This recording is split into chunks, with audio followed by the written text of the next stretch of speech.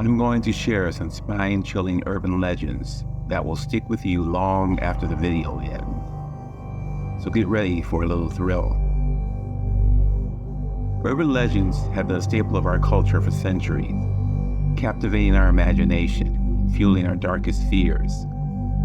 They're the creepy stories that get passed down from generation to generation, often taking on a life of their own. But what makes them so alluring? Perhaps it's the thrill of being scared, or the fascination with the unknown. Whatever the reason, urban legends have become an integral part of our storytelling tradition. One thing's for sure, urban legends have a way of tapping into our deepest fears, making us question what's real and what's just a product of our imagination. They often blur the lines between fact and fiction, leaving us wondering if the stories we're telling are actually based on truth, and that's what makes them so terrifying. But before we dive into the really creepy stuff, let's set the stage. Imagine yourself sitting around a campfire, the flames casting eerie shadows on your friends' faces. The wind is howling, the trees are creaking, and suddenly, someone starts telling a story that sends shivers down your spine. That's what we're here to do. But instead of a campfire, it's going to be you and me, alone in the dark. So, are you ready to hear some of the creepiest urban legends out there? Let's get started. This first one is a classic. It's about a woman who's driving home from work late one night when her car starts to sputter. She manages to coast to the side of the road, but as she gets out to take a look, she realizes she's not alone. There's a figure standing behind her, watching her every move. The next one is about a small town in the middle of nowhere, where people will hear strange noises at night. At first, they thought it was just the wind or their imagination, but soon they realized that the noises were actually whispers that seemed to be coming from all directions. In Japan, there's a legend about a spirit called the slit-mouthed woman. According to the story, if you encounter her, you'll be cursed with bad luck for the rest of your life. But that's not the worst part. The worst part is that she's said to be incredibly beautiful, so beautiful that you'll be tempted to approach her, even though you know it's a bad idea. This next one is about a hospital where patients would report seeing a ghostly figure in a white coat, wandering the halls at night. At first, the hospital staff thought it was just a prank, but as the sightings continued, they started to suspect that something more sinister was going on.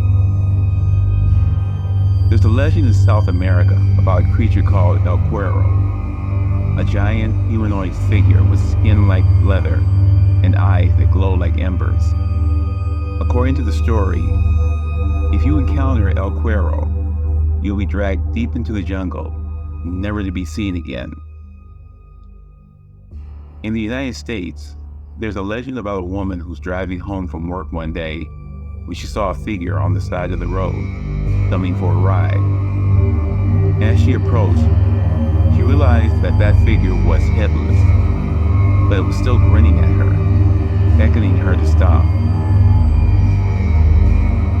This next one is about a group of friends who decided to explore an abandoned asylum on the outskirts of town. As they were making their way through the decrepit hallways, they stumbled upon a room filled with old medical equipment, and in the center of the room, they found a single wheelchair, occupied by a figure with a painted-on smile. In Africa, there's a legend about a creature called the Tokoloshi, a mischievous spirit that's said to haunt villages at night. According to the story, if you encounter the Tokoloshi, you'll be cursed with bad luck, and the only way to break the curse is to perform a ritual that involves dancing around the fire. There's a legend in Europe about a group of travelers who stumbled upon a village that was hidden deep in the forest. As they explored the village, they realized that the villagers were all dead, but they were still moving, still going about their daily business as if they were alive. This next one is about a woman who was babysitting one night when she started to hear strange noises coming from upstairs. At first, she thought it was just the wind, but as the noise grew louder, she realized that someone, or something, was trying to get her attention. There's a legend in Asia about a group of friends who decide to explore a haunted mansion on the outskirts of town. As they were making their way through the creepy hallways, they stumbled upon a room filled with old clocks, and in the center of the room, they found a single clock that was ticking backwards. But out of all of the urban legends I've come across, there's one that stands out as the most terrifying. It's about a woman who was driving home from work one night when she saw a figure on the side of the road, coming for a ride. As she approached, she realized that the figure was her own doppelganger, and it was staring back at her with cold, dead eyes. According to the legend, if you encounter your doppelganger, you'll be cursed with bad luck for the rest of your life, and the only way to break the curse is to confront the doppelganger head on. But here's the thing. The doppelganger is said to be incredibly powerful, so powerful that it can manipulate reality itself. The legend goes on to say that the doppelganger can transport short distances, making it impossible to escape. It can also manipulate the environment, creating illusions that are almost indistinguishable from reality. And according to some versions of the legend, the doppelganger can even bend time itself, slowing down or speeding up the clock at will.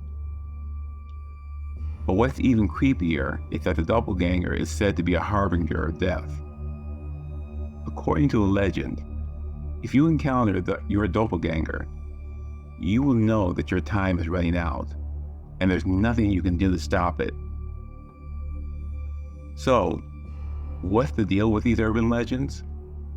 Are they just harmless stories? Or is there some truth to them? As we've seen, the line between fact and fiction can be pretty blurred, and it's often impossible to separate the two. But one thing's for sure, urban legends have a way of tapping into our deepest fears, making us question what's real and what's just a product of our imagination. And that's what makes them so terrifying.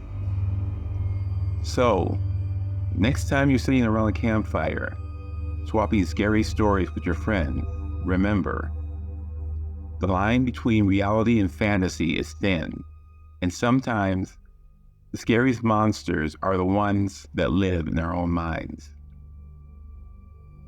Before I go, I want to hear from you. Have you ever had a creepy experience that you can't explain? Do you have a favorite urban legend that sends shivers down your spine? Let me know in the comments below. And if you're new here, consider subscribing for more creepy content. I post new videos every week, so be sure to hit that notification bell to stay up to date. Thanks for watching, and I'll catch you in the next video.